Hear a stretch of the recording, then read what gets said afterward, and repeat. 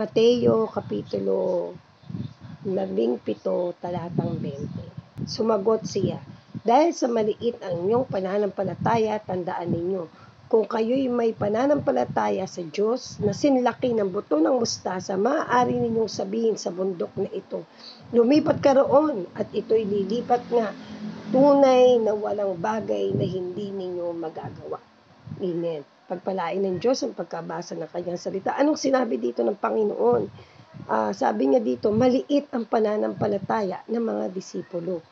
So, nais ng Panginoon na kapag tayo ay humingi sa Diyos, nais ng Diyos na ikaw ay manalig at maniwala. At kung ikaw naman ay lingkod ng Diyos, katulad natin, tayo naglilingkod sa Diyos, nananalangin tayo sa Diyos, dapat meron kang pananampalataya na ang Diyos ang gagawa. Hindi naman ikaw ang mananalangin, hindi naman ikaw ang gagawa ng bagay kundi si Lord ang gagawa. So, ang dapat mo lang gawin, ipag-pray siya, let God be God doon sa situation na meron siya.